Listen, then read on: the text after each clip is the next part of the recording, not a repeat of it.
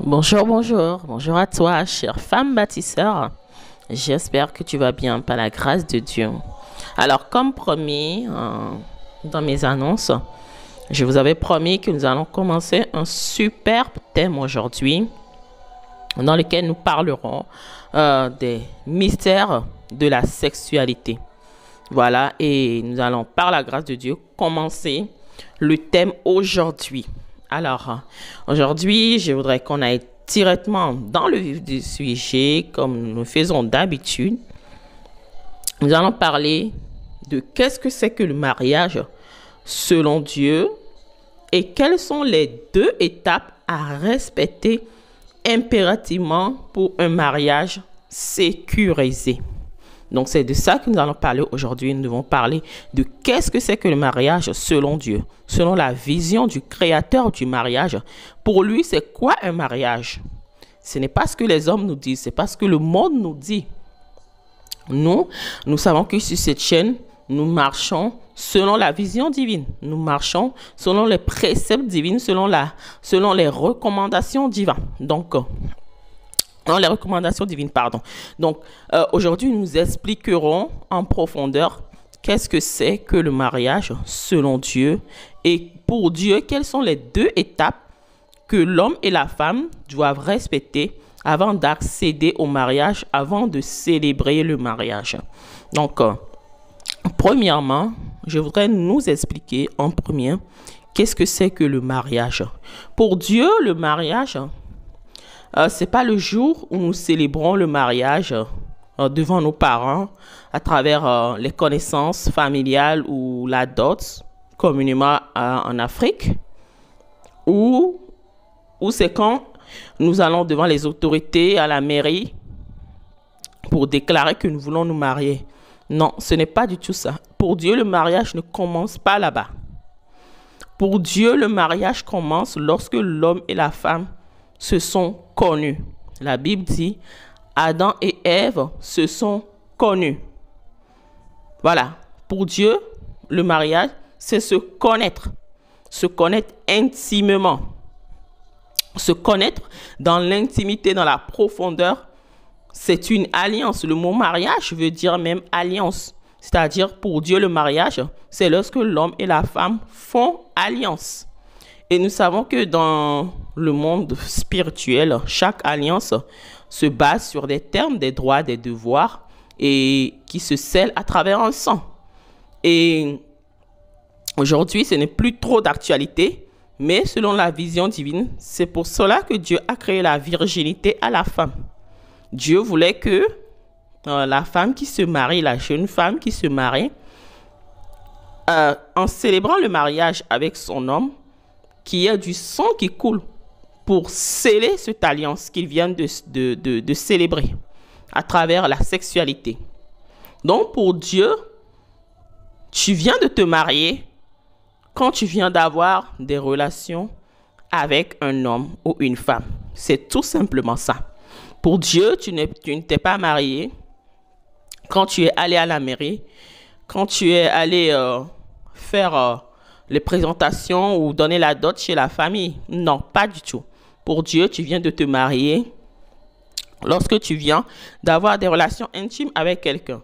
Alors, je voudrais poser la question à une sœur ou à un frère qui me suit.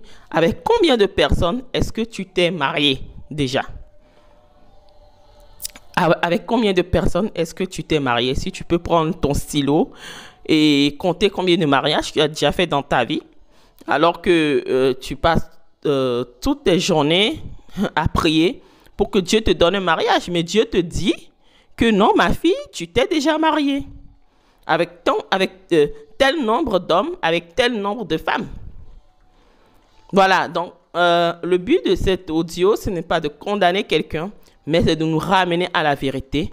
Et c'est cette vérité qui nous fera sortir de l'ignorance et qui va nous libérer. Voilà. Donc, c'est le premier point.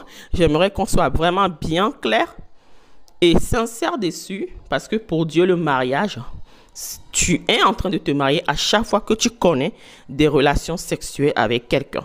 Donc, Et dans cette relation sexuelle, en sort beaucoup de choses.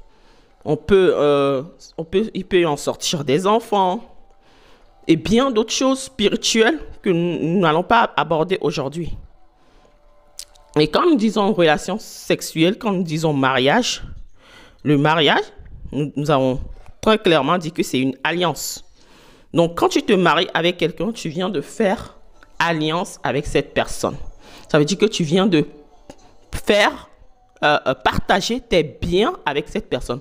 C'est comme si toi et la personne, vous étiez en chambre, deux studios collés. Voilà, je prendrai l'exemple de deux studios collés. Cet exemple-là, je l'ai pris chez un pasteur et cet exemple m'a tellement parlé que je vais te le partager. Vous prenez l'exemple de deux studios collés et quand tu as la relation avec cet homme, vous venez de briser le mur qui séparait les deux studios et vous êtes devenus soit une chambre-salon ou soit deux chambres collées. C'est-à-dire vous venez de briser le voile. C'est cette voile qui était l'intimité, la virginité de la femme. Donc vous venez de déchirer le voile. Et même si la femme n'est pas vierge, vous venez quand même de déchirer un voile et vous venez de faire un bien commun. Vous venez de faire un bien commun. Sachant que dans le monde spirituel, il n'y a pas de séparation de biens. Quand vous faites un mariage, vous venez tout simplement de communier vos biens. Vous êtes devenus deux chambres communicantes et l'homme a le pouvoir de prendre tout ce qu'il y a dans ta chambre, à toi femme, et toi également la femme, tu as le pouvoir de prendre et de jurer de tout ce qui est dans la chambre de l'homme avec qui tu viens de te marier, avec qui tu viens de coucher. Donc, si nous prenons cette histoire au sérieux, tu dois te demander avec combien de personnes je viens de faire bien commun. Donc, si tout le monde peut venir se servir chez moi et que je me retrouve avec plein de chambres avec qui je communique, pendant combien de temps moi, je peux avoir mes biens en sécurité? Puisque tout le monde vient prendre chez moi, tout le monde peut venir puiser chez moi. Et que moi également, oui, je peux aller puiser chez quelqu'un, mais nous ne savons pas en réalité ce que je vais puiser chez l'autre. Je ne sais pas si je vais puiser chez l'autre ses maladies, ses retards, ses problèmes ou ses bénédictions. Donc, ça devient complètement un cafouage. C'est pour ça Dieu, dans sa toute sagesse, conseille à l'homme et à la femme de se préserver et de n'avoir qu'une seule femme, et que la Bible dit que chaque homme est sa femme et que chaque femme est son mari. C'est la volonté de Dieu pour nous. Voilà, en gros, ce que je voulais expliquer sur le mariage. Et c'est très important. Si nous voulons nous sécuriser nos biens, spirituellement que physiquement, parce que dans le mariage peut découler plusieurs choses. Nous pouvons attraper des maladies, nous pouvons attraper plein de choses. C'est pour ça que Dieu nous demande de se sécuriser avant de se marier. Donc, parlons des deux étapes que Dieu nous conseille, mais vraiment impérativement avant de se marier. Donc, première étape, c'est de faire la connaissance des parents. C'est que, première étape, il faut que les deux familles se connaissent. Il faut que la personne avec qui tu veux faire alliance, avec qui tu veux partager tes biens, parce que tes biens là ne viennent pas de toi. Ces biens-là viennent de tes parents et des dons des dons spirituels, physiques que Dieu t'a rajoutés. Donc, avant que tu ne partages ce bien avec cette personne, il faut que tes parents soient au courant. Donc, si tu te retrouves aujourd'hui jeune femme, à ce qu'un homme veut qui dit soi-disant t'aimer, mais qui ne veut pas te présenter à tes parents, tu dois fuir là-bas. Parce que tu dois simplement comprendre que ta vie est en danger. Tu dois fuir. Parce que tu dois savoir que ta vie est en danger et que tes biens spirituels que Dieu a mis en toi, les dons et les talents aussi, sont en danger. Donc, première étape impérative pour avoir un mariage sécurisé, c'est de se faire connaître par les deux familles. Il faut que les deux familles se connaissent. En Afrique, on fait ce qu'on appelle la dot, c'est-à-dire le rachat de la femme. Et moi, je le conseille vivement parce que c'est de la volonté de Dieu. Il y a même des pays occidentaux qui le font. C'est une manière d'honorer la femme. C'est une manière d'honorer la femme que l'homme veut venir prendre dans cette maison pour en faire son épouse, pour en faire la mère de ses enfants, pour faire beaucoup de choses avec la femme, son compagnon, son ami fidèle, et voilà, plein de choses. C'est une manière d'honorer la femme et de donner des biens symboliques à la famille qui s'est occupée de cette femme pendant des années et que tu as trouvé, parce que la Bible dit que celui qui a trouvé une femme a trouvé le bonheur. C'est une manière d'honorer et de célébrer le bonheur que l'homme vient de trouver. Donc, ça permet aussi de faire sortir la femme de l'autorité de ses parents. Parce que cette dot sert à faire sortir la femme de l'autorité de ses parents, à la libérer, à la dégager pour que l'homme qui vient le prendre puisse prendre la place de l'autorité dans sa vie, puisse prendre la place de celui qui va le couvrir spirituellement dans sa vie. Donc ça, c'est très important. La connaissance des parents. Ça permet aussi, le jour où il y aura des problèmes entre l'homme et la femme, de pouvoir avoir des personnes à qui se confier. Vous ne pouvez pas vous marier comme ça dans l'air, sans se faire connaître par les parents.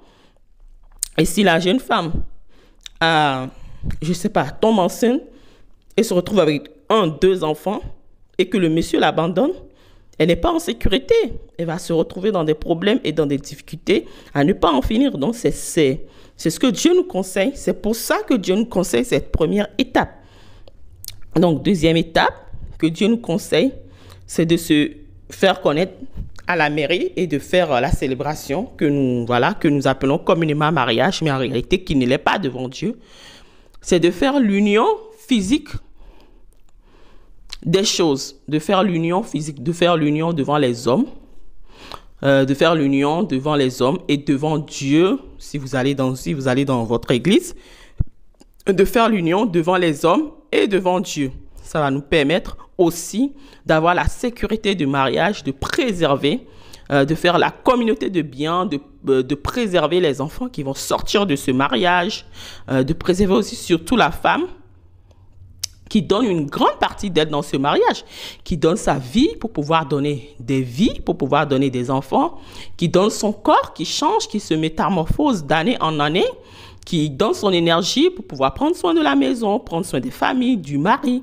Donc voilà, ce mariage devant Dieu, devant les hommes, sert à honorer encore la femme, à célébrer le monsieur aussi bien sûr, à honorer la femme et à sécuriser l'avenir, à sécuriser les biens que vous pouvez avoir durant votre mariage, toutes les années où vous demeurez mariés. Et voilà, c'est ce que Dieu attend de nous, pour que demain, s'il y a un problème, vous ne vous retrouvez pas démunis. Vous ne vous retrouvez pas choqués. Nous pouvons voir ce qui se passe dans le monde actuellement avec le joueur Ashraf, voilà, j'ai oublié son nom, mais où la femme se retrouve complètement démunie parce qu'elle voulait divorcer. C'est pas ce que moi je conseille, en tout cas. Elle voulait divorcer, elle se retrouve, c'est là qu'elle découvre que tous les biens de son mari sont au nom de sa maman. Donc, après tout ce qu'elle a pu faire pour ce monsieur dans ce foyer, je n'autorise pas, bien sûr, le divorce, mais elle va se retrouver complètement dans des problèmes. Parce qu'elle voulait avoir ces biens-là pour pouvoir se sécuriser, ses enfants, elle-même son avenir, mais finalement, je ne sais pas si elle va pouvoir les avoir. Donc, c'est à cela que sert cette sécurité que Dieu nous demande. C'est 2 points que Dieu nous demande de valider avant de venir au mariage, qui est le sexe devant Dieu. Donc voilà, c'est ce que je voulais vous partager. Et je vous dis tout simplement, très rapidement, à bientôt, parce que mes heures se sont épuisées. Voilà, que Dieu vous bénisse. À bientôt.